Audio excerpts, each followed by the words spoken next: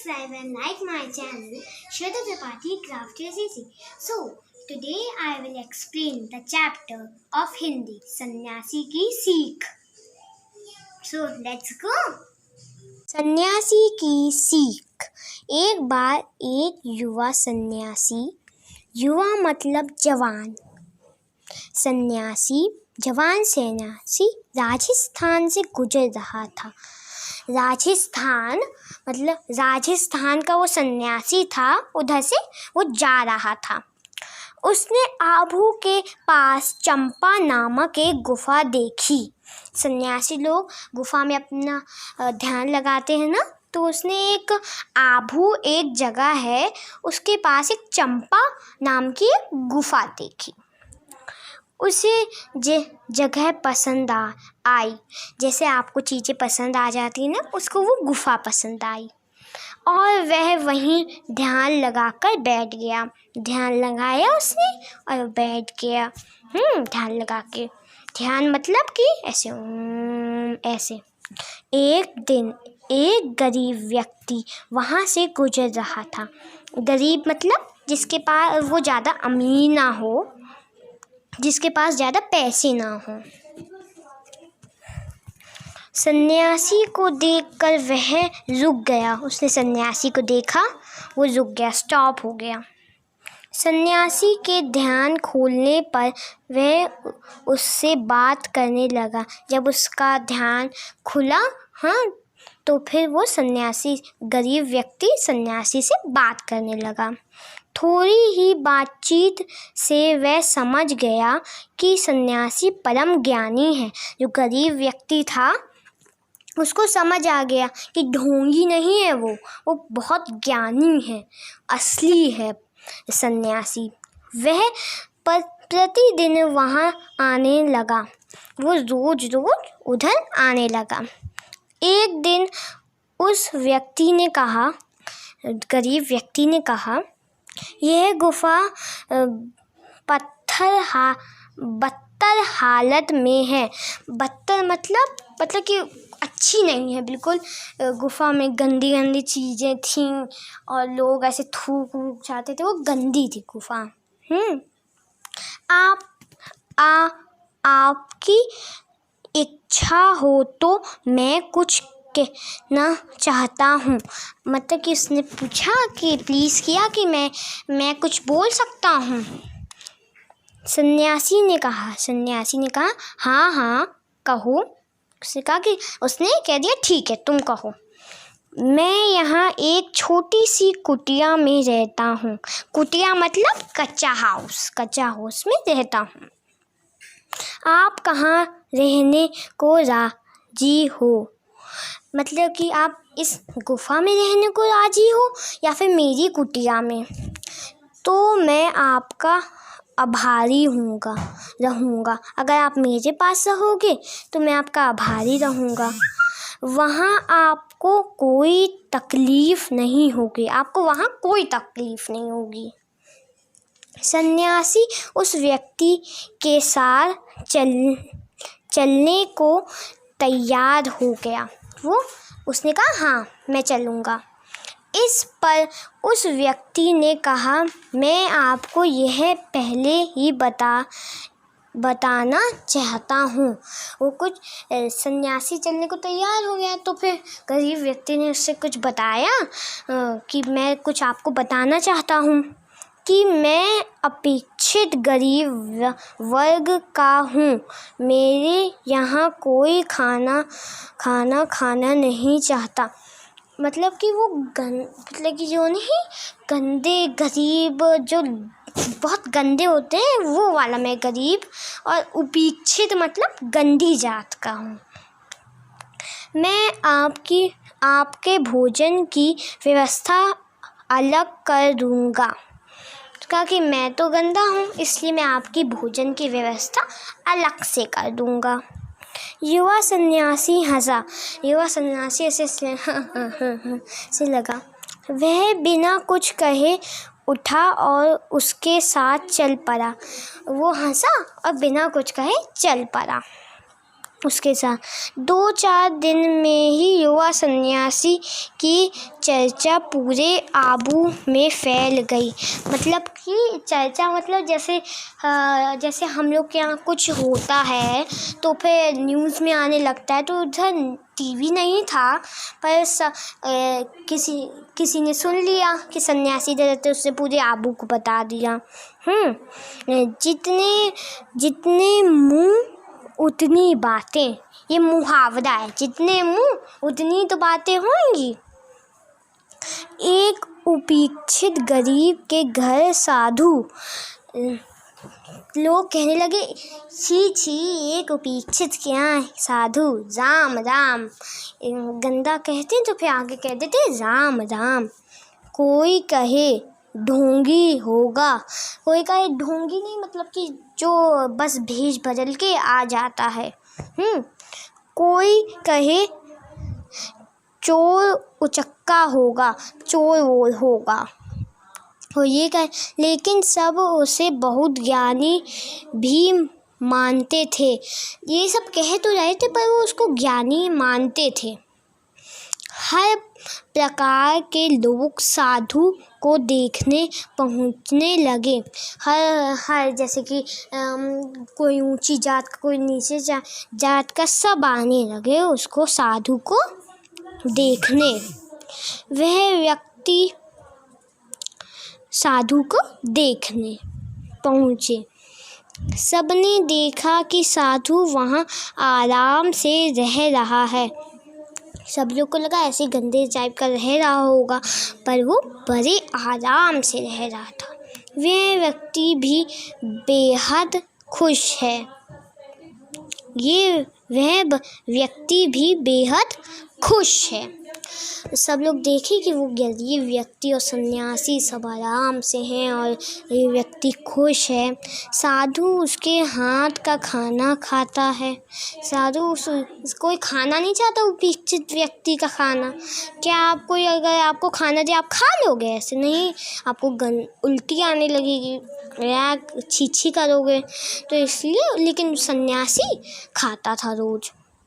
उसका दिया पानी पीता था, उसका दिया खाना, उसका दिया पानी सब पीता था, खाता था।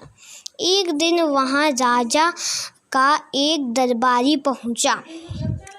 वह एक खेतरी के राजा का निजी सचिव था। सचिव मतलब आपका नया वर्ड होगा ना, सचिव मतलब कि जो नीची सेवक को सचिव भी कहते हैं। सचिव था। एक खेतरी एक था, वो भी आबू की तरह था। खेतरी था, उधर का एक राजा जो था उसका निजी सेवक मतलब सचिव था। सन्यासी से मिलते ही उसने पूछा, महाराज आप ठहरे, साधु संत फिर इसके घर कैसे रह रहे हैं? उसने कहा कि महाराज ये साधु संत कैसे इसके घर रह रहे हैं?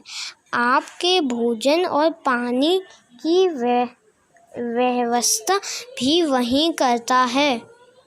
तो साथ कर देता है, एक साथ वो अपना भी कर देता है, एक साथ सन्यासी का भी कर देता है। ये तो सिंपल सी बात है ना, पर वो तो उपेक्षित था ना वो व्यक्ति, आपको याद होगा ना। सन्यासी ने बड़ी ही सहजता से कहा, तो क्या हुआ? ऐसे नहीं बोलते, तो क्या हुआ? मैं किसी के भी साथ भोजन कर सकता हूँ।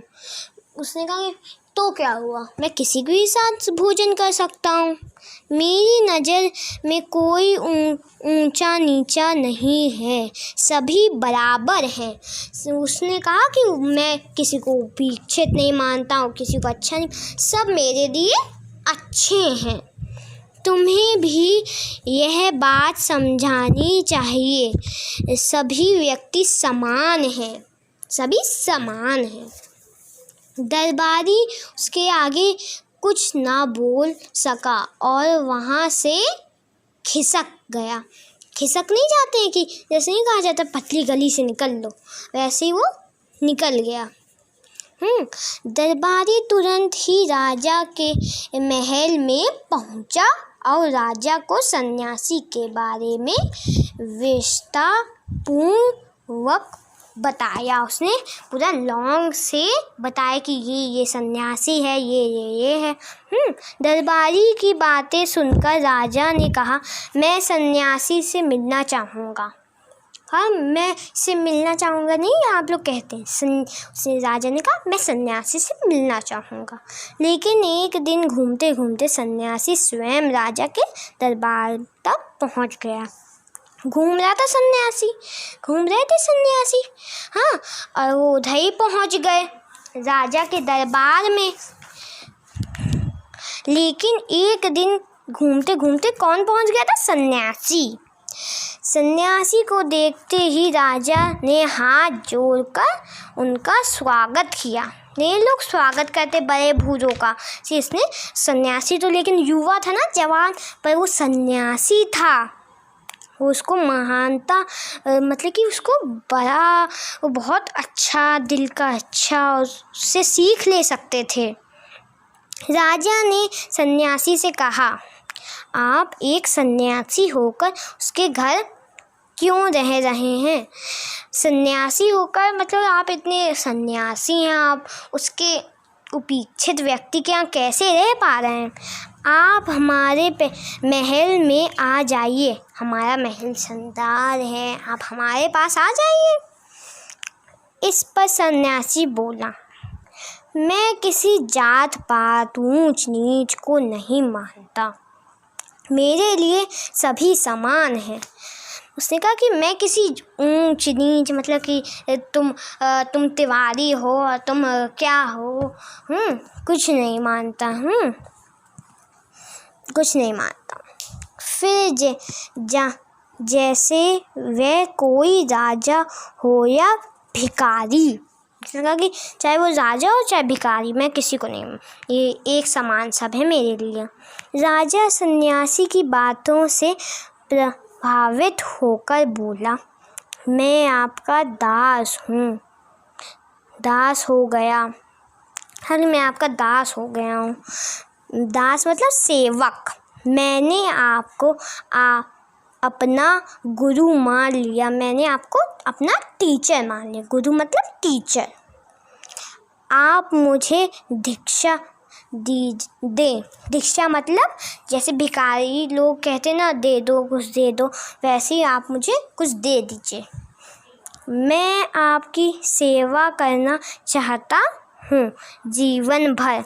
मैं आपकी सेवा करना चाहता हूँ जीवन भर। आप इतने मेरे टीचर हो, आप मेरे गुरु हो, मैं आपकी जीवन भर सेवा करूँगा। सन्यासी बोला, मैं आपको गुरु बना सकता हूँ, मैं आपको अपना टीचर बना सकता हूँ। सन्यासी ने बोला, ना कि राजा ने, सन्यासी ने बोला कि मैं आपको अपना गुरु बनाऊँगा, टीचर बनाऊँगा। सन्यासी, लेकिन मैं आपका टीचर बन जाऊँगा, पर लेकिन आपको अपना दास नहीं बनाना चाहता। मैं आपका टीचर तो बन जाऊँगा, पर आपको अपना सेवक नहीं बनाऊँगा। राजा ने कहा, मैं ऐसे ही करूँगा। तो कहा, मैं ऐसे ही करूँगा जो आप बोलेंगे। सन्यासी ने राजा से उस उपेक्षित व्यक्ति को अपने महल में बुलाने के लिए कहा कि अपने सेवक को कहा कि जाओ तुम उस उपेक्षित व्यक्ति को ले आ। वह व्यक्ति बहुत डर गया कि भैया राजा मुझे डांटे ना, वो बहुत डर गया।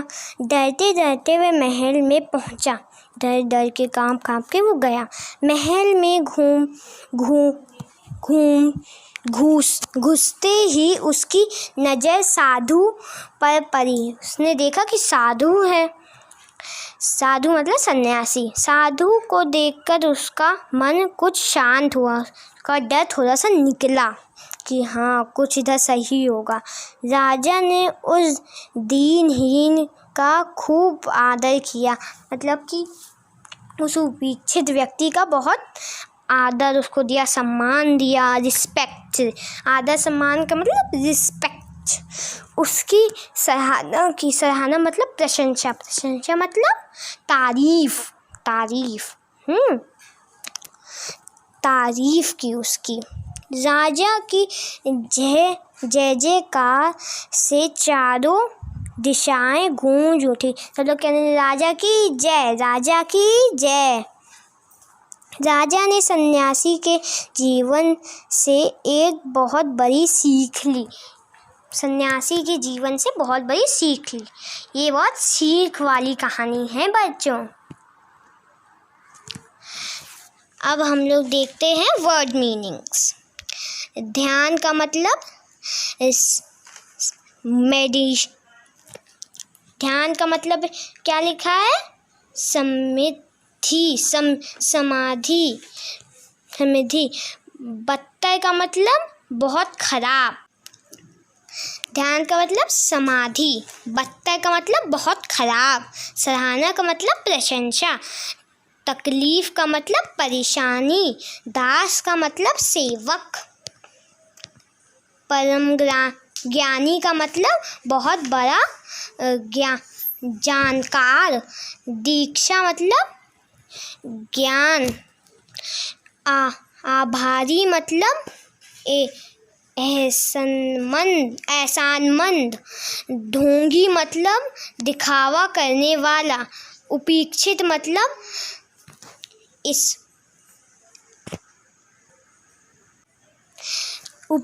मतलब अस्थकारपूर्ण या फिर स्वागतहीन। ठीक है, बाय बाय।